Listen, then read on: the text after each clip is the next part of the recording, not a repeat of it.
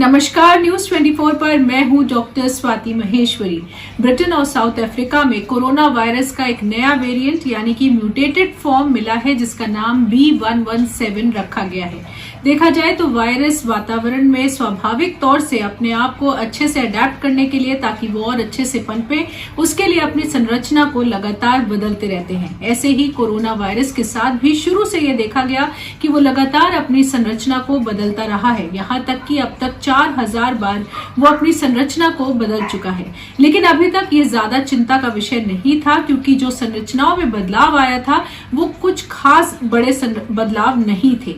लेकिन अब जो वेरिएंट है कोरोना वायरस का, इसमें खास तौर से जो कोरोना वायरस की बाहर की सतह पे स्पाइक प्रोटीन्स होते हैं, जिसकी वजह से वो मनुष्य के शरीर में प्रवेश कर पाता है, जिससे वो मनुष्य के शरीर के ACE2 रिसेप्टर्स से जाके चिपकता है और फिर प्रवेश करता है। उसी में म्यूटेशन देखा गया है, यानी कि जो स्पाइक प्रोटीन्स कोरोना वायरस के थे उसमें 8 ऐसे म्यूटेशंस देखे गए हैं, और खास तौर से एक म्यूटेशन जिसका नाम N501Y है। इस म्यूटेशन की वजह से ज्यादा दिक्कत सामने आई है, क्योंकि अब इस संरचना में बदलाव की वजह से जो नया वेरिएंट है कोरोना वायरस का, ये 70% ज्यादा तेजी से लोगों में फैल रहा है, यानी कि यह और आसानी से लोगों को संक्रमित कर रहा है।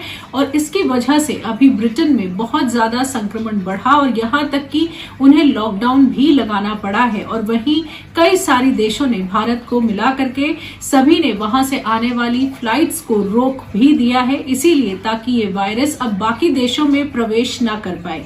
लेकिन अभी ये वायरस पहले ही Australia, Italy, Iceland, South Africa और ब्रिटेन जैसे देशों में पहुंच चुका है, और अब ये काफी चिंता का विषय बना हुआ है।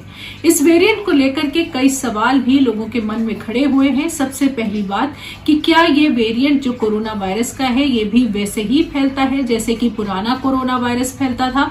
तो अभी तक जो जानकारी सामने आई है उससे यही लगता है कि इसके फैलने के तरीके भी वही हैं। इसलिए आज भी इससे बचने के लिए भी हमें मास्क ही लगाने की जरूरत होगी और 2 गज की सामाजिक दूरी बनाकर रखनी ही होगी।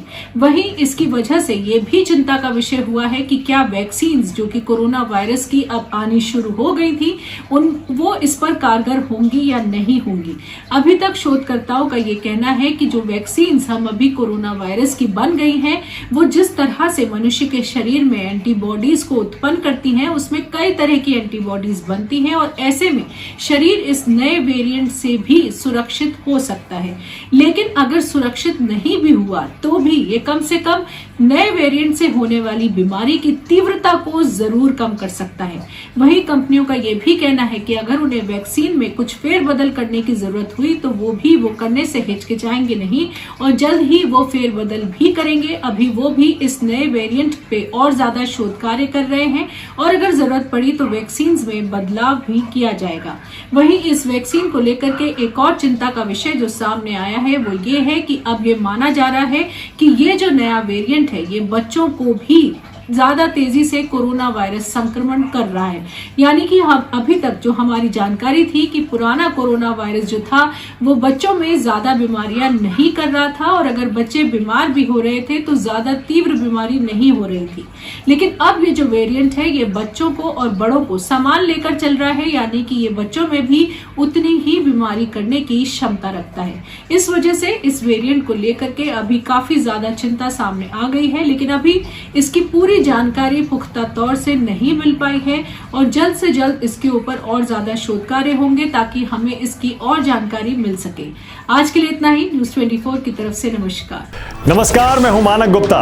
अगर आपको हमारा ये वीडियो पसंद आया हो तो इसे लाइक और शेयर जरूर करें, और हाँ, हमें सब्सक्राइब और फॉलो करना ना भूलें, ताकि आप देश और दुनिया की कोई खबर मिस ना करें। तो जुड़े रहिए हमारे साथ और देखते रहिए न्यूज 24।